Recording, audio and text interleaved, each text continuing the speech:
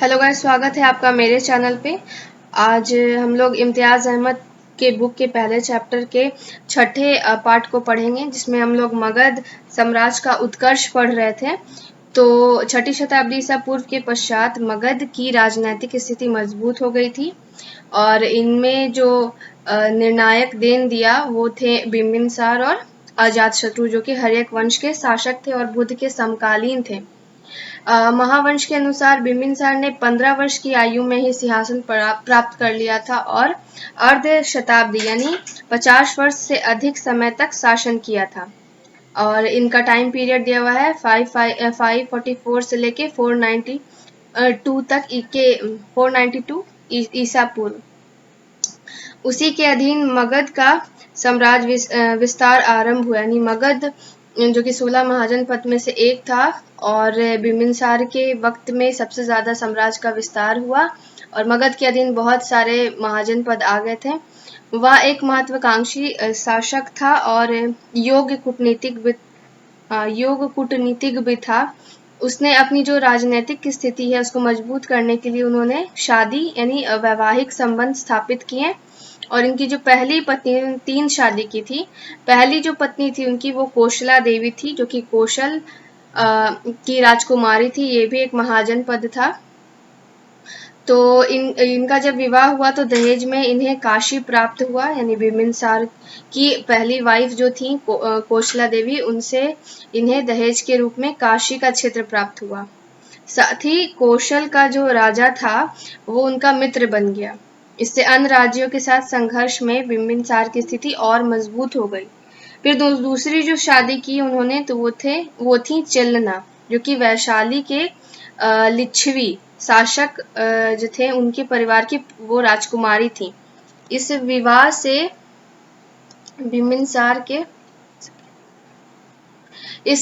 बिम्बिसार के संबंध वज्जियों के साथ और भी मजबूत हो गए। और तीसरी शादी जो उन्होंने की थी वो पंजाब की मद्र राजकुमारी थी। तो इस तरह से उन्होंने 3 शादी की, जिस वजह से उन्हें उनका साम्राज्य का विस्तार हुआ और मगध उस वक्त 16 महाजनपद में सबसे ज्यादा मजबूत था।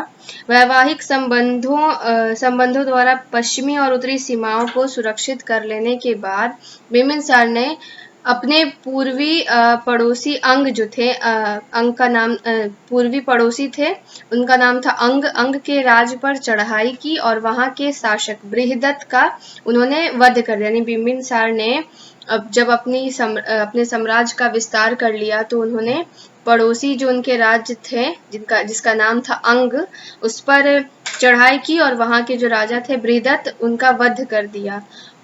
उसका युद्ध अवंती के शासक चंद्रप्रघोत महासेन के साथ भी हुआ, जो कि अनिर्णायक रहा। अंततः दोनों ने मैत्री कर ली और प्रघोत के उपचार के लिए बिम्बिसार ने अपने चिकित्सक जीवक को उज्जैन भेजा। जीवक का नाम बहुत बार आ चुका है, बहुत बार क्वेश्चन पूछा जा चुका है कि बिम्बिसार ने अपने एक चिकित्सक को भेजा था प्रघोत के उपचार के लिए, तो उसका नाम है जीवक। एक विवरण के अनुसार बिम्बिसार का कूटनीतिक संपर्क गांधार के शासक से भी रहा।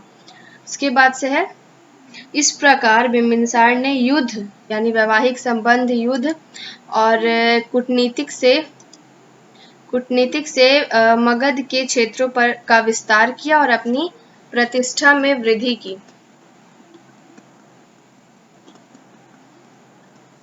बिम्बिसार के जीवन का अंत दुखद परिस्थितियों में हुआ। उसके महत्वाकांक्षी उनका जो एक पुत्र था अजातशत्रु, उन्होंने अपने पिता को बंदी बनाया और उनकी हत्या कर दी। यानी बिम्बिसार की हत्या कर दी थी अजातशत्रु ने। इसीलिए इसे बौद्ध स्रोतों में यानी बौद्ध ग्रंथों में अपने पिता का हत्यारा कहा गया है, परंतु जैन स्रोत इससे सहमत नहीं है। अजातशत्रु का ये टाइम पीरियड ने अपने पिता की साम्राज्यवाद नीति को आगे बढ़ाया। उसने 2 महत्वपूर्ण युद्ध लड़े। पहला युद्ध जो था वो कौशल के शासक प्रसेनजीत के साथ हुआ था, जिसने काशी पर पुनः अधिकार कर लिया। यानी जो पहला युद्ध लड़ा था वो प्रसेनजीत के साथ था, यानी काशी जो कि कौशला देवी से प्राप्त हुई थी वैवाहिक संबंध के बाद, उस पे उन्होंने पुनः अधिकार कर लिया। फिर अजात शत्रु ने प्रसेनजीत को पराजित कर संधि पर, यानी प्रसेनजीत जो कि काशी का शासक नहीं कौशल का शासक था, उसे पराजित करके संधि करने के लिए बाध्य किया। काशी का क्षेत्र मगध को पुनः प्राप्त हुआ और कौशल की जो राजकुमारी थी वजीरा का विवाह अजात शत्रु के साथ कर दिया गया। दूसरा युद्ध हुआ वज्जी गणराज के साथ।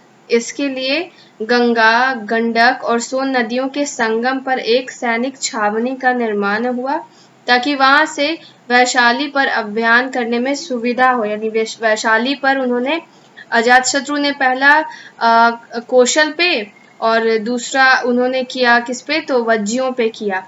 और वैशाली में उन्होंने अपने एक सैनिक छावनी का निर्माण किया ताकि वज्जी गणराज पर आक्रमण करने में सुविधा हो।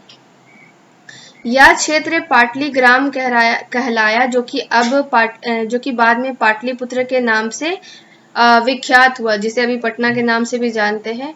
मगध के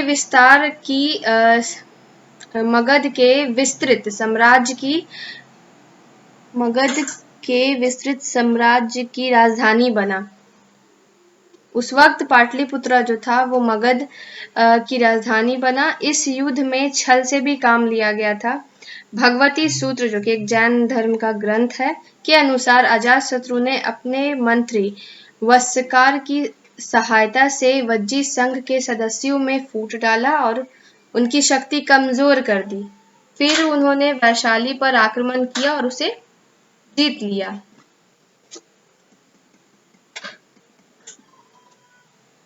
इस प्रकार गंगा नदी के दोनों ओर मगध ने अपना अधिकार कर लिया और अपने राज्य का विस्तार किया। अभी भी अवंती का राज्य मगध का प्रबल शत्रु था, यानी अभी तक अवंती पे इन्होंने अधिकार नहीं किया था। अजातशत्रु के शासन के अंत में अवंती के राजा द्वारा मगध पर आक्रमण की संभावना थी। अतः अजातशत्रु ने राजगीर की सुरक्षा हेतु किलाबंदी करवाई, यानी अजातशत्रु ने राजगीर का किलाबंदी करवा दिया ताकि अवंती का राजा इस पे आक्रमण ना कर सके। इन दीवारों के अवशेष आज भी देखने को मिलते हैं राजगीर में। किसी कारणवश अवंती का आक्रमण टल गया और अजातशत्रु की मृत्यु तक मगध के विस्तार का पहला चरण पूरा हो चुका था और मगध की स्थिति समकालीन राज्यों में, यानी उस वक्त के राज्यों में मगध का जो विस्तार था, उसकी प्रतिष्ठा थी, वो सर्वोपरि थी, सबसे अधिक थी। अजातशत्रु ने राजगीर में पहली बौद्ध संगति का आयोजन किया, जिसमें बौद्ध के उपदेशों का संकलन, यानी उसमें बौद्धों के उपदेश को लिखवाया गया है। और इनकी दो श्रृंखलाएं हैं। पहला है श्रुत यानी उक्तियां, और फिर दूसरा है विनय, यानी विनय में संघ के नियम लिखे गए। तो आज के लिए इतना ही, और अगला पार्ट कुछ दिनों में आएगा। तो अगर आपको मेरा वीडियो पसंद आया है तो इसे लाइक कीजिए, शेयर कीजिए and subscribe to my channel. Thank you.